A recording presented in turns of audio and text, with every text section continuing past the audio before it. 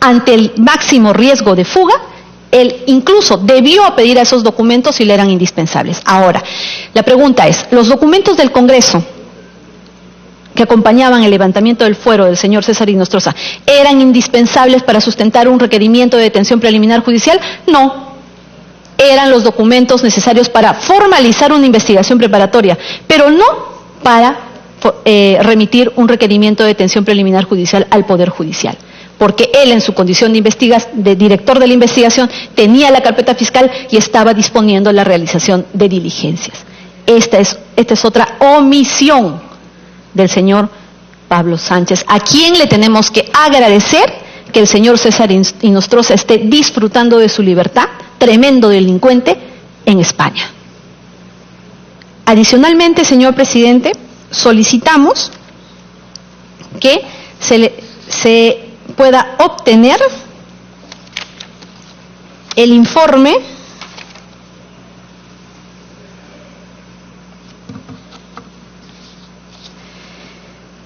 se puedan obtener los siguientes oficios. Ya hemos dicho, el 284-2018 FECOR Callao, mediante el cual la fiscal Sandra Castro le remite al fiscal Pablo Sánchez el informe 0105-2018. Luego solicitamos se requiera el oficio 423-2018 PNP DIRNIC DIVIAC DIPINEPS 2, de fecha 23 de agosto del 2018, que remitió el informe 59-2018 PNP DIRNIC DIVIAC DIPINEPS 2, que da cuenta que el equipo 5 de la División de Búsquedas de la DIGIMIN venía desarrollando las acciones de inteligencia, videovigilancia de Inostroza Pariachi Velázquez, de Velázquez Benítez, de Águila Grados, Noguera Ramos y Gutiérrez Pérez. Pero nosotros lo pedimos en relación al señor Inostroza Pariachi, que consisten además y que están acompañados también con notas de agente. Nosotros necesitamos para estos efectos obtener esas notas de agente donde podremos ver en su contenido que esas diligencias estaban centradas en la ubicación del señor César Inostroza.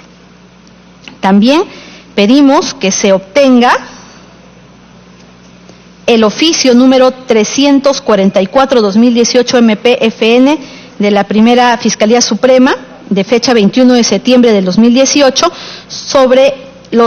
en el cual solicita un informe sobre las medidas de videovigilancia dispuestas por el despacho del señor Pablo Sánchez. En esa medida, señor presidente, también se puede obtener el oficio 555-2018 PNP DIRNIC DIVIAC DIPINEPS que remiten el informe 83-2018 PNP DIRNIC DIVIAC DIPINEPS 2, pues en dicho informe se señala que el equipo 5 de la División de Búsquedas de la DIGIMIN venía desarrollando las acciones de inteligencia, videovigilancia y venía informando a la DIPINEPS 2 DIVIAC mediante documentos de inteligencia, documentos secretos, actas de videovigilancia. Es así que nosotros necesitamos esa documentación, reitero, con las actas de videovigilancia, debido a que en esta investigación el objetivo es demostrar la omisión de funciones del señor fiscal Pablo Sánchez y que éstas redundan directamente en el contenido de estas actas, porque en esta videovigilancia el objetivo era saber la ubicación y el desarrollo de actividades del señor Inostroza Pariachi. Es más, se pudo haber conocido su ubicación exacta. Nosotros reiteramos que desde el momento en el que el señor Inostroza sale del Congreso, tenía una ubicación cierta, que todos conocemos. La explicación que nos tienen que dar es qué es lo que sucedió a partir del día 4, hasta que hemos tomado conocimiento de su fuga. Yo reitero, señor presidente, que se puedan obtener todos estos documentos, sin los cuales no se va a poder resolver correctamente. Pues de estos documentos vamos a poder demostrar que el señor Pablo Sánchez incurrió en una omisión de funciones, por lo cual debe de ser sancionado, porque nada más y nada menos esa omisión de funciones ha dado lugar a la fuga del señor César Inostroza. Es todo por el momento. Muchas gracias. Muy bien, congresista Vilcatoma. Bueno, hay algunas recomendaciones, sugerencias, pedidos que ha hecho usted, ¿no? y que involucran algunos nuevos medios probatorios. Y eso debería haberse comunicado en su momento a la subcomisión, y para hacerlo llegar a la congresista delegado, a fin de que pueda parametrar la investigación, incluyendo a estos medios probatorios, porque ella ya definió a través de su informe los hechos en materia de investigación y los medios probatorios a usarse. Entonces, estamos en una etapa de audiencia y esa es la observación que la parte técnica está haciendo a su participación. Sí, congresista Vilcatoma. Señor presidente, esta documentación yo la he pedido antes. Están mis oficios ahí en su comisión, en la subcomisión, en la cual yo ya he pedido toda esta documentación. Es más, señor presidente, y aquí una recomendación respetuosa. No se puede llevar a cabo una investigación si no se piden estos documentos. No necesariamente lo tengo que pedir yo, sino el equipo de investigación, mínimamente el equipo técnico, tiene que obtener esta documentación. Porque si no, lo que va a ocurrir es que si no tienen esta información, ojalá la tengan, si no la tienen y resuelven, lo van a absolver, pues, señor presidente. Entonces, el equipo técnico que es encargado de la investigación tenía la obligación de pedir esta documentación, porque la denuncia desde el primer momento versa sobre una videovigilancia.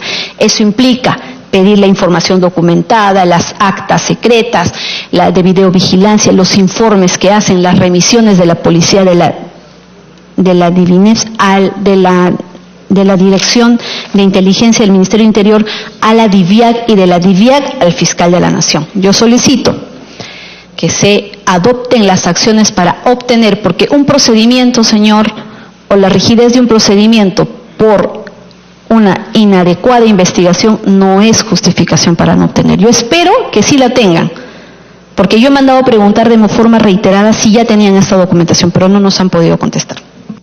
Bueno, en todo caso, si los ha presentado, todo lo que usted ha presentado, solicitado, ha sido trasladado a la congresista delegada, haciendo recordar que yo estoy como presidente encargado, y cuando he asumido la conducción de esta comisión, ante la licencia del titular, ya teníamos nombrado una congresista delegada para el caso, solamente me correspondía programar la audiencia de acuerdo al informe de la congresista delegada, que ha delimitado bien los hechos en materia de investigación y los medios probatorios, ¿no? En todo caso, vale la aclaración y vamos a continuar con la sesión. Seguidamente, la presidencia otorga el uso de la palabra al señor Samuel Abad Yupanqui, abogado del denunciado fiscal supremo Pablo Sánchez Velarde, hasta por un tiempo de 30 minutos, que es lo que ha hecho uso la congresista denunciante, para tener un poco trato equitativo con ambas partes, y en caso de que sea necesario, por situación excepcional, lo solicito a la presidencia. Tiene uso de la palabra, doctor Abad. Muy buenos días, señor presidente, señores congresistas, señoras congresistas. Venimos en representación del fiscal supremo Pablo Sánchez Velarde, de conformidad con el reglamento del Congreso de la República y con la convocatoria efectuada. En relación a la denuncia constitucional número 266 presentada por la congresista Vilcatoma. Nuestra sustentación de los descargos del fiscal supremo Pablo Sánchez básicamente tendrá tres temas puntuales. En primer lugar, precisar los alcances de la denuncia, porque estamos viendo que se están cambiando los términos de la denuncia. Hay que precisar los alcances de la denuncia constitucional 266 y la determinación de los hechos establecidas por la congresista Milagros Sakayama aquí presente. En segundo lugar, los descargos correspondientes y concluir, adelantamos, con que esta denuncia es manifiestamente improcedente o en todo caso infundada. Veamos y recordemos lo que dice la denuncia y la determinación de los hechos, que es el contexto en el cual se está realizando esta audiencia. Muy bien, el 18 de octubre la congresista Vilcatoma presenta la denuncia. Denuncia al fiscal Pablo Sánchez Velarde, fiscal supremo de la Primera Fiscalía Suprema en lo Penal, y le atribuye un delito en el ejercicio de las funciones previsto por el artículo 377 del Código Penal. Alega que se ha omitido realizar la videovigilancia y se ha omitido llevar a cabo escuchas legales. Y además alega que se ha efectuado un retardo, una demora, porque no se solicitó la detención preliminar oportunamente. Y quisiera detenerme básicamente en esos dos temas, porque la denuncia está vinculada a una supuesta omisión. Se alega que no se realizó la videovigilancia y se alega que no se llevaron a cabo escuchas legales. Y en segundo lugar se dice que no se dispuso la detención preliminar. Me parece importantísimo centrarnos ahí, porque hoy día hemos escuchado que hay términos de la denuncia que se están cambiando. Y eventualmente, si se quiere cambiar... Hago la aclaración, sí. Es justamente mi participación al término de la sustentación de la denuncia ha sido en ese sentido, aclarar que no estamos cambiando los términos de denuncia. Eso se ha aclarado. Continúen. Muchas gracias, señor presidente. Ahora, en ese contexto quisiera rescatar o sintetizar los fundamentos de hecho de la denuncia 266. Se alega que en julio, el 9 de julio del año pasado, la fiscal Rocío Sánchez envió información, un informe al fiscal en ese momento, el fiscal supremo, el fiscal Pablo Sánchez, un informe donde en el marco de la investigación de los cuellos blancos del puerto se había detectado que habían escuchas respecto a un juez supremo, el señor César Inostroza, y unos miembros del CNM. Como la fiscal no podía investigar a altos funcionarios, envía esta comunicación, este informe al fiscal de la Nación. El fiscal de la Nación, el 12 de julio, el doctor Pablo Sánchez, dispone el inicio de las diligencias, así lo alega la congresista en su denuncia. El 12 de julio pide el fiscal Pablo Sánchez el impedimento de salida del país. El 4 de octubre el Congreso acuerda la acusación constitucional contra el señor César Inostroza Pariachi. En su denuncia, la señora congresista dice que el 19 de octubre se ha tomado conocimiento que César Inostroza habría fugado del país. Esos son los términos de denuncia y se centra básicamente en la parte jurídica para considerar, equivocadamente a nuestro juicio, que el fiscal Pablo Sánchez había omitido realizar una videovigilancia y escuchas legales. Repito, ella alega que se ha omitido y además dice que se ha actuado con retardo para llevar a cabo una solicitud de detención preliminar.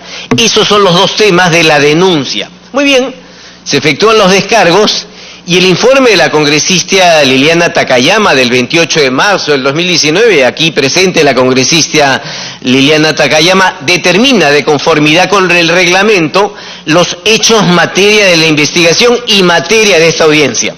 ¿Cuáles son los hechos materia de esta investigación y de esta audiencia para garantizar el debido proceso? Son dos. La imputación una, y estoy citando el informe, haber omitido la realización y continuación de una serie de diligencias como la videovigilancia y escuchas legales. En consecuencia se dice que no se llevó a cabo videovigilancia. Y en segundo lugar, imputación 2, haber retardado, demorado la presentación del requerimiento de detención preliminar, y sintetiza los medios probatorios que se llevarán a cabo en esta audiencia, que es la audiencia donde también se actúan los medios probatorios correspondientes. Ese es en síntesis el centro del debate. Dos temas.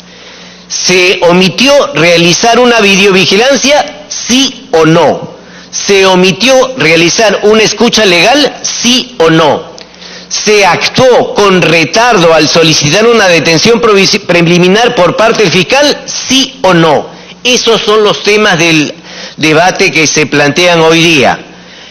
Cambiar los términos de la imputación sería presentar en la audiencia una nueva denuncia que evidentemente procesalmente no se puede. Porque lo que estamos viendo es que se está discutiendo no que ya se haya omitido la videovigilancia, sino los alcances y la medida de la videovigilancia, que es un tema absolutamente distinto.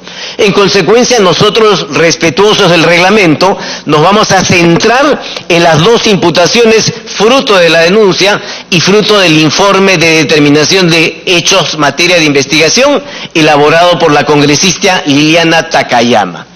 Y en función de eso, vamos a efectuar los descargos y solicitar que la denuncia sea declarada improcedente o infundada. Cabe recordar que esta denuncia ya fue declarada improcedente. Fue a la comisión permanente y la comisión dispuso que se tramite. En el escrito de descargo se pidió la nulidad de esa decisión, pero al margen de ello, igual vamos a sustentar las razones por las cuales esta denuncia no debe prosperar. Veamos. Primero, hay que ser enfático, y lo ha ratificado la congresista denunciante, la congresista Vilcatoma. Sí se realizó la videovigilancia. Sí se realizó. En consecuencia, uno de los términos de la imputación cae por su propio peso, por la afirmación de la propia congresista. ¿Se omitió la realización de la videovigilancia? No se omitió, sí se realizó. La congresista denunciaba que no se había realizado y el debate sobre los hechos era si se había realizado o no se había realizado. Sí se realizó. Recordemos lo que ocurrió. El 12 de julio, el fiscal supremo, el fiscal Pablo Sánchez, en ese momento fiscal de la Nación, pide el impedimento de salida del país a partir del informe remitido por una fiscal del Callao. Solicita y el juez supremo el 13 de julio dispone el impedimento de salida del país. Y el 13 de julio del 2018, el fiscal de la Nación en ese momento, Pablo Sánchez, a través de la disposición fiscal número 2, ordenó la videovigilancia del señor César Inostroza Pariachi, para lo cual se ofició a la Policía Nacional del Perú como corresponde de acuerdo a las normas procesales. En consecuencia, primer hecho imputado no es exacto, sí se realizó la videovigilancia. Discutir los términos de la forma como se realizó es un tema que no es objeto de esta acusación constitucional y que no está en la relación de los hechos determinados por la congresista Takayama. El 20 de julio, para recordar lo que ocurrió, el fiscal de la Nación, en ese momento el fiscal Pedro Chávarri, asume el cargo. Ya le correspondía a él liderar la investigación, porque recordemos que estamos hablando de un alto funcionario, un juez supremo. El fiscal de la Nación se excusa y el 1 de agosto, varios días después, dispone que el caso vaya al ahora fiscal supremo penal, Pablo Sánchez. Vale decir, hubo un tiempo en el cual la investigación estuvo en manos del fiscal de la Nación, en ese momento Pedro Chávarri, hasta que se excusa y deriva la investigación a la Fiscalía Suprema Penal. El fiscal Pablo Sánchez se aboca el 6 de agosto, lleva acá la acusación constitucional, presenta una acusación constitucional el 29 de agosto del 2018 ante el Congreso de la República. El 4 de octubre del 2018 la policía remite información sobre la videovigilancia que obra en el expediente conforme se ha efectuado los descargos correspondientes. Ahí aparece la información sobre la videovigilancia realizada entre julio, cuando se dispone, y septiembre, para evidenciar que efectivamente se realizó la videovigilancia. Y aquí, como pueden apreciar, aparece el oficio o la disposición fiscal a través de la cual el fiscal de la Nación, Pablo Sánchez, en ese momento dispone la videovigilancia. En consecuencia, esto es indiscutible. El supuesto de no haber realizado la videovigilancia, que supuestamente meritaría una omisión, no es exacto. Si se realizó, ahí está el oficio correspondiente de parte del en ese momento fiscal de la Nación, Pablo Sánchez Velarde. Conclusión: si se dispuso la videovigilancia. ¿Quién la ejecuta? La Policía Nacional. La fuga se produjo, como pueden apreciar, pues no funcionaron los controles migratorios. Sobre eso hay una investigación en curso. Recuerden lo que pasó el 7 de octubre del 2018. Esto está en investigación penal a funcionarios de migraciones, donde hubo un acto de corrupción. En conclusión, para aclarar el primer tema y la primera imputación, haber omitido la realización de una serie de diligencias como la videovigilancia, no se omitió, sí se realizó. En consecuencia, esta imputación carece de sustento alguno. Ahora, se dice, no se llevaron escuchas telefónicas legales. Primero hay que tomar nota que para realizar una escucha se requiere autorización del juez. el juez la dispone, evidentemente el fiscal no lo hace. En segundo lugar, en este caso concreto ya había videovigilancia, no es que no hubiera una actuación fiscal.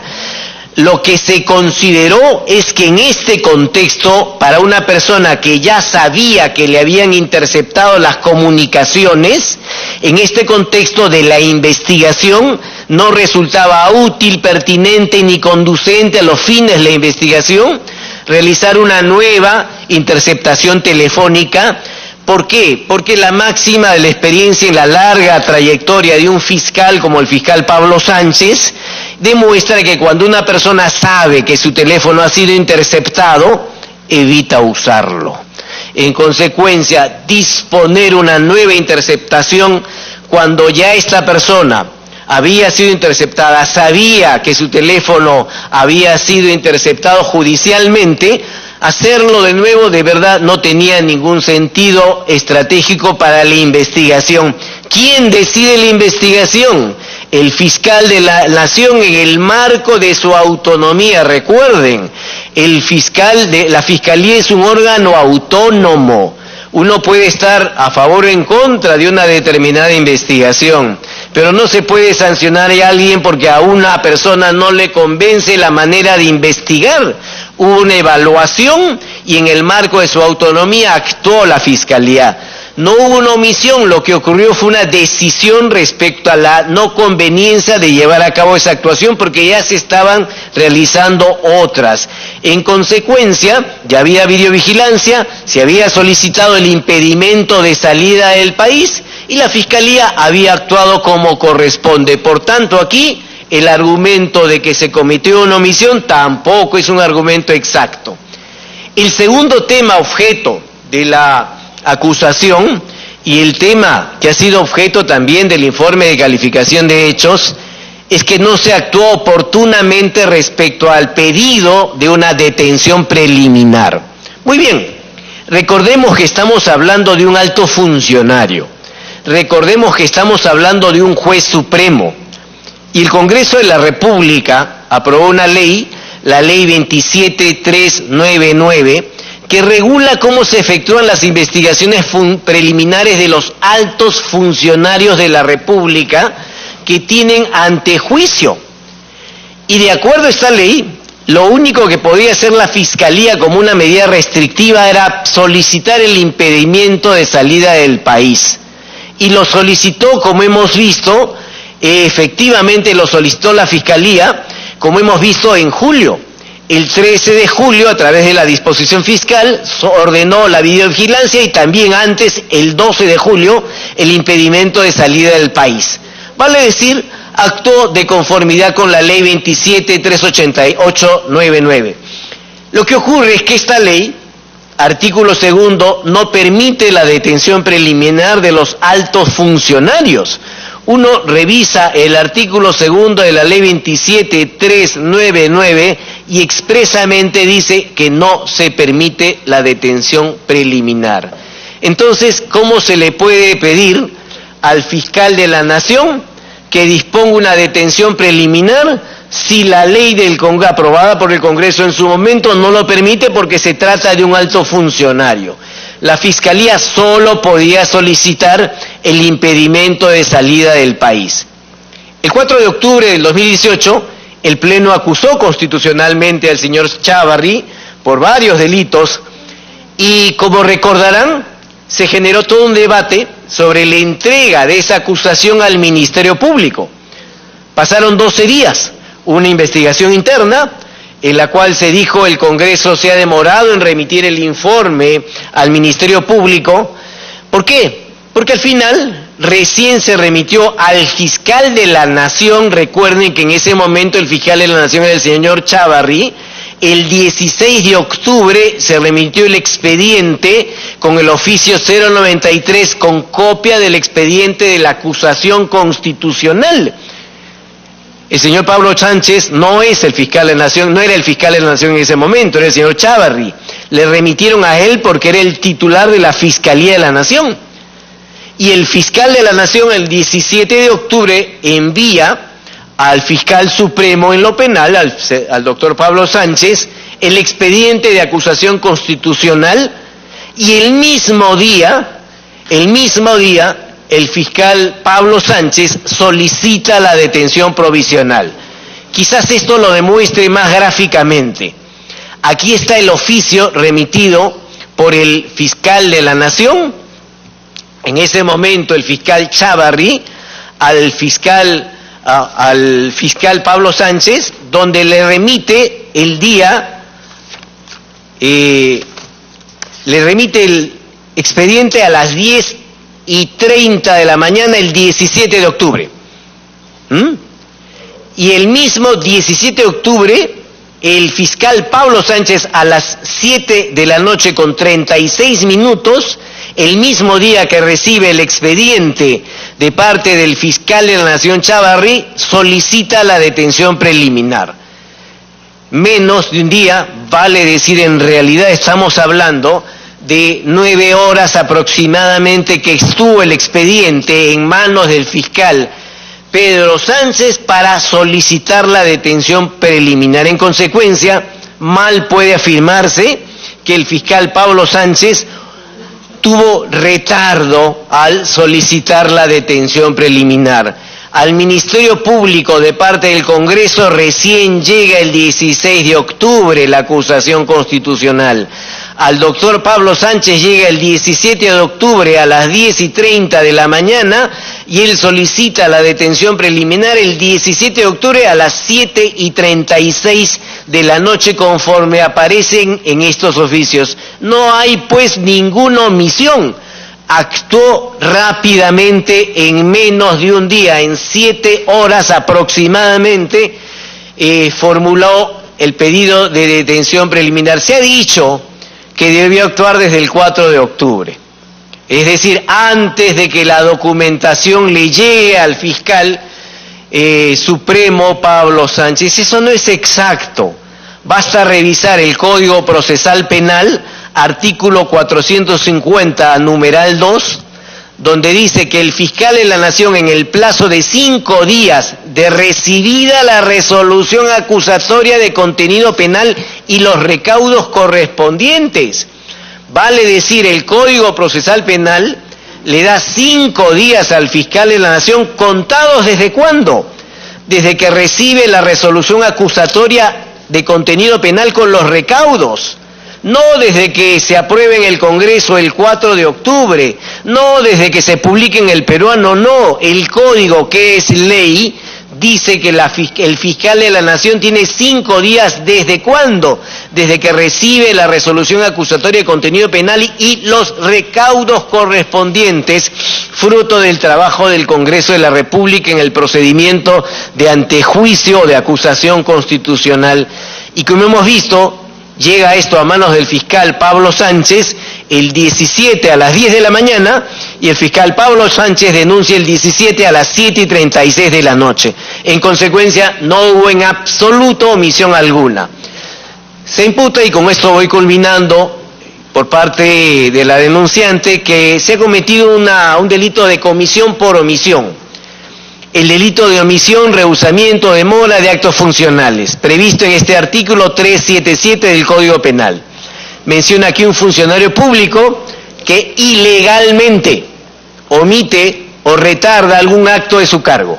Reitero, un funcionario público que actúa ilegalmente, subrayo, ilegalmente omite o retarda. Muy bien, ¿cuál es el bien jurídico tutelado? La correcta marcha de la administración pública.